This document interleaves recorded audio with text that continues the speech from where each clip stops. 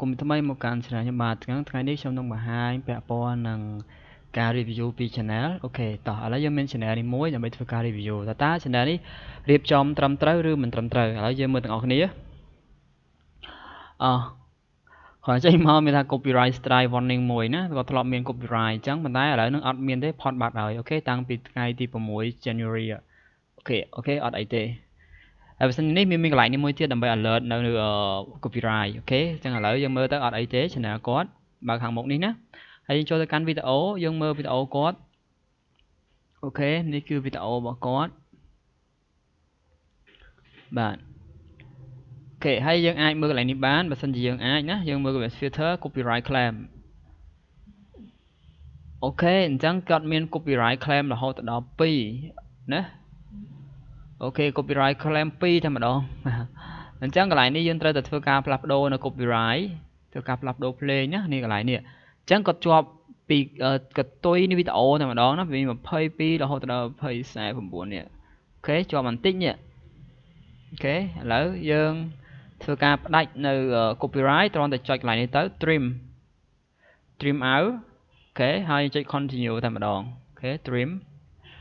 បាទ copyright បាទប៉ុណ្ណឹងបានហើយមួយទៀតខាងក្រោមនេះក៏ជាប់ copyright ដែរយើងចុច detail កន្លែងនេះមកហើយយើងឃើញកន្លែង copyright តែម្ដងនេះ copyright ទាំងអស់តែម្ដងឃើញទេ copyright play ទាំងអស់យើងឃើញទេអូ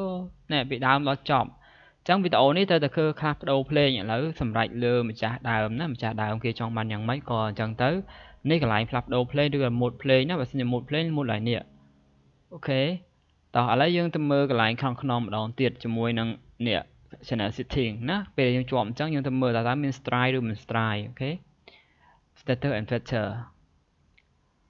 បាទអញ្ចឹងកន្លែងមិញមិនមែន copyright strike ទេណាអ្នកនាងគឺអត់បញ្ហាទេពាក់ព័ន្ធ copyright មិញក៏តែ copyright ធម្មតាមិនមែនជា copyright claim ទេ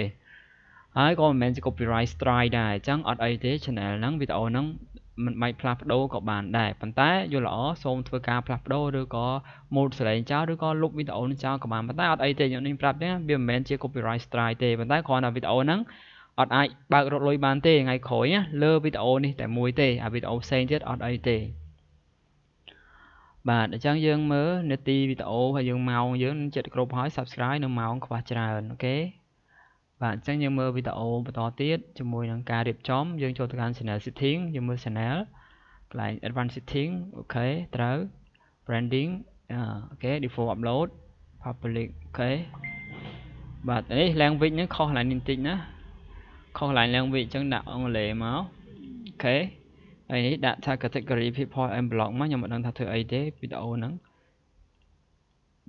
អូខេអញ្ចឹងវា channel នេះគឺมันច្បាស់ថាធ្វើអ្វីមួយឲ្យប្រកបទេឲ្យគូររូបហើយមានដំណើរកំសាន្តមានអីចឹងអញ្ចឹងដាក់ people and blog សិនទៅមិនជា default ហើយយើងអាចផ្លាស់ប្ដូរទៅតាម category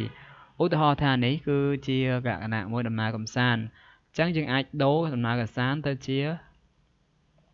traveling ណាមិនជា entertainment កន្លែងហ្នឹងដាក់ការ traveling តែម្ដងទៅណាអូខេ